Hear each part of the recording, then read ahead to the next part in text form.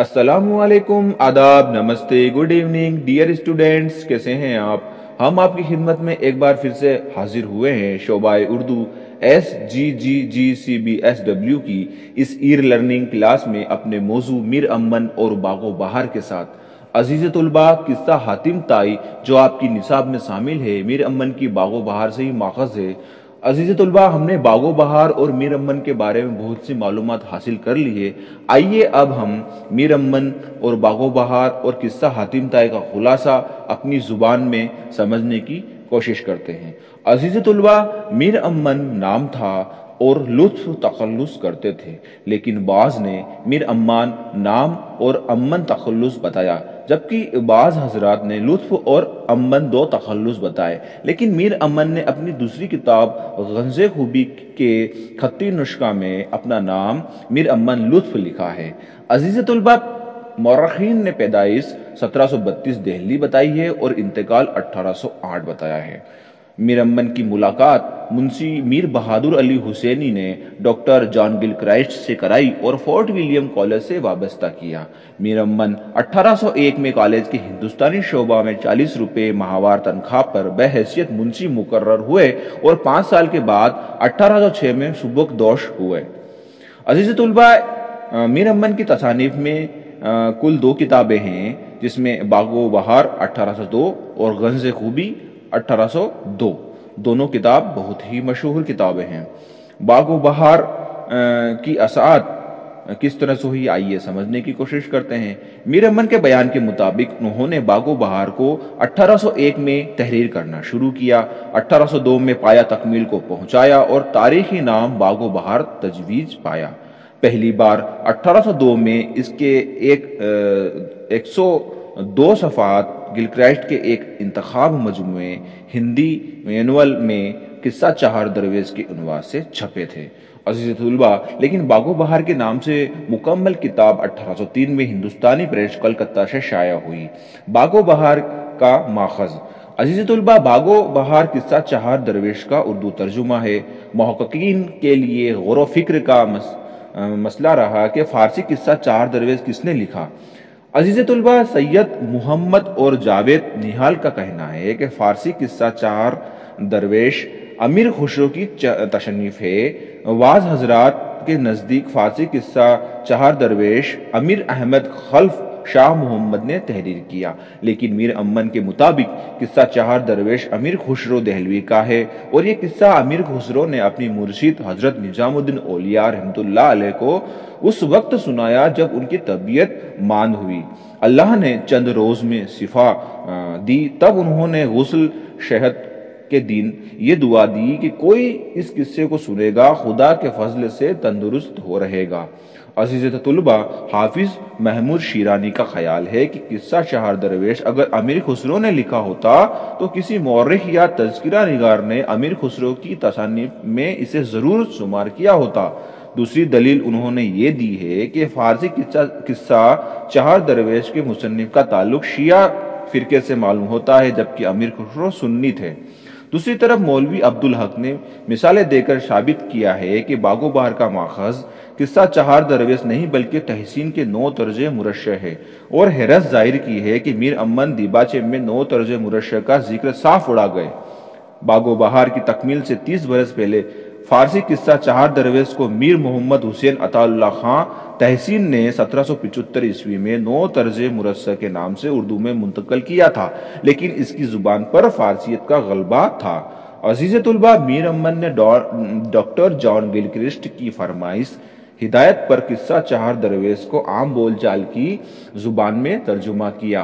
میر امن کے مطابق ڈاکٹر جان گل کرائسٹ نے مجھے یہ ہدایت دی کہ اسے قصے کو ٹھیٹھ ہندوستانی گفتگو میں اردو کے لوگ ہندو مسلمان عورت مرد لڑکے بالغ خاص و عام آپس میں بولتے چالتے ہوں ترجمہ کرو۔ موافق حکم حضور کے میں نے بھی اسی محاورے سے لکھنا شروع کیا جیسے کوئی بات کرتا ہے۔ یہ جو لائنیں میں نے آپ کو سنائی ہیں یہ میر امن کی زبان سے لکھی گئی ہیں۔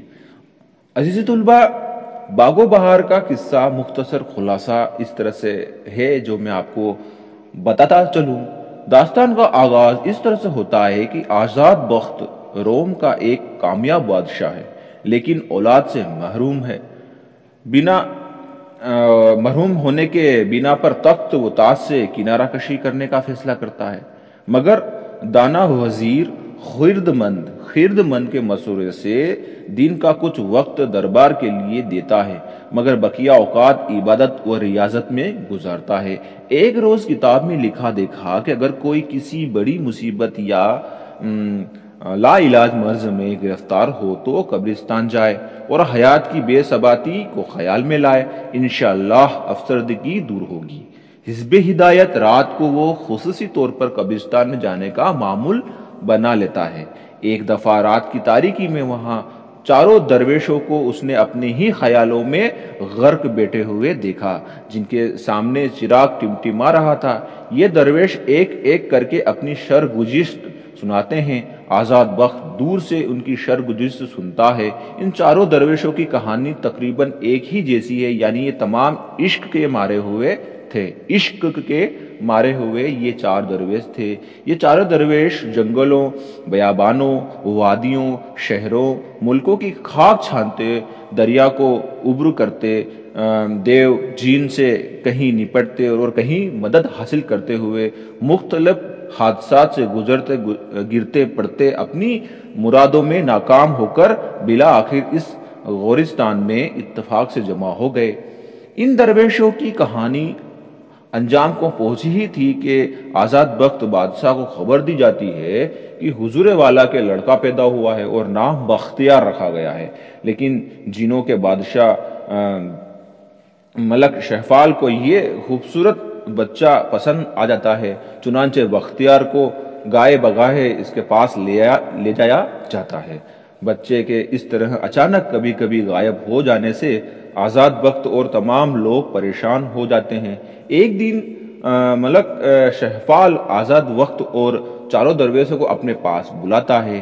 ان کی پریشانیاں سننے کے بعد طاقتور جنوں کو ان کے مقصد کو ڈھونڈ نکالنے میں مامور کرتا ہے۔ اس طرح سبھی یعنی کہ چار درویش اور بادشاہ آزاد بخت اپنے مقصد میں کامیاب ہو جاتے ہیں اور تمام لوگوں کو بقیہ زندگی ہنسی خوشی گزرتی ہے۔ آخر میر امن نے یہ دعا کرتے ہوئے داستان کو انجام تک پہنچایا کہ الہی جس طرح چاروں درویش اور پانچواں بادشاہ آزاد بخت اپنی مراد کو پہنچے، اسی طرح ہر ایک کو اس کے مقصد میں کامیابی حاصل ہو، کامیابی عطا ہو۔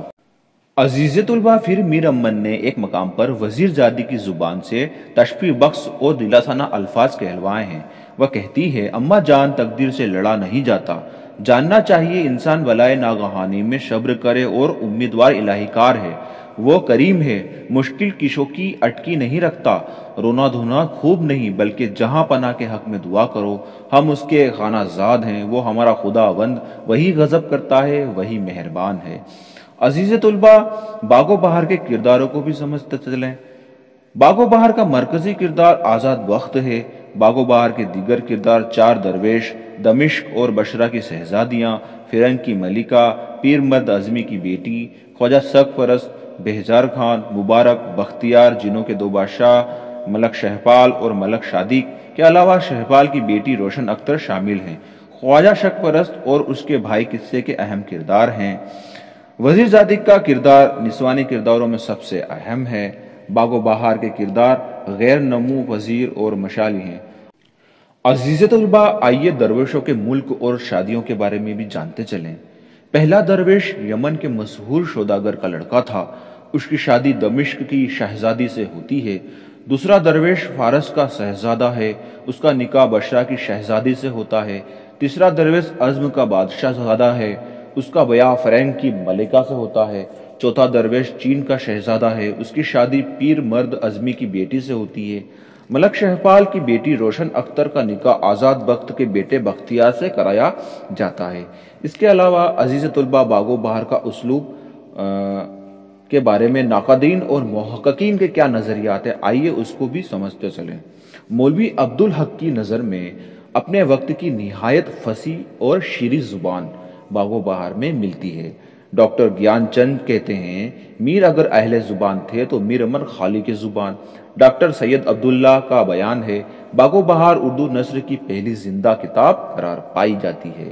وقار عظیم کہتے ہیں اس کی سب سے بڑی خوبی فصاحت اور بلاغت ہے۔ ڈاکٹر وحید قریشی اس سے اردو نثر میں ایک نئی سمت کا پتہ چلتا ہے۔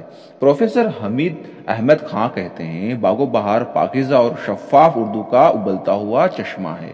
نور الحسن نقوی کہتے ہیں یہ ہماری زبان کی ایک سدا بہار کتاب ہے، اسے ہر دور میں شوق سے پڑھا جاتا رہا ہے اور پڑھا جاتا رہے گا۔ عزیز طلبہ، ڈاکٹر اعجاز حسین اس کی شادگی اور سلاست نے اردو زبان میں ایک نیا راستہ کھول دیا کہتے ہیں۔ سر سید احمد خان باغ و بہار کے متعلق بیان دیتے ہیں میر امن کو اردو نثر میں وہی مرتبہ حاصل ہے جو میر تقی میر کو شاعری میں حاصل ہے۔ عزیز طلبہ، آئیے باغ و بہار کی دیگر خصوصیات کو بھی جانتے چلیں۔ جدید اردو نثر کا آغاز باغ و بہار سے ہوتا ہے۔ باغ و بہار کا پلاٹ غیر مربوط اور پیچیدہ ہے۔ باغ و بہار کے کل 5 قصے ہیں، ایک آزاد بخت اور 4 درویشوں کے۔ فورٹ ولیم کالج میں لکھی جانے والی سب سے اہم تصانیف باغ و بہار ہے۔ باغ و بہار کو اردو نثر میں وہی مرتبہ حاصل ہے جو میر کو اردو شاعری میں۔ سر سید احمد خان کا یہ بیان ہے۔ عزیز طلبہ، غنز خوبی میر امن کی دوسری کتاب ہے۔ یہ ملا حسین واعظ کاشفی کی فارسی کتاب اخلاق محسنی کا ترجمہ ہے۔ غنز خوبی بھی فورٹ ولیم کالج میں 1802 میں لکھی گئی۔ عزیز طلبہ، یہ تھی باغ و بہار کی خصوصیات اور میر امن کی سوانح۔ آئیے اب ہم آپ کی نصاب میں شامل قصہ حاتم طائی کا خلاصہ سمجھنے کی کوشش کرتے ہیں۔ عزیز طلبہ، آپ کی نصاب میں شامل سبق حاتم طائی کا قصہ میر امن دہلوی کی تصنیف باغ و بہار سے ماخذ ہے۔ اس میں 4 درویشوں کی کہانی پیش کی گئی ہے، جس میں دوسرے درویش کی کہانی میں قصہ حاتم طائی بھی پیش کیا گیا ہے۔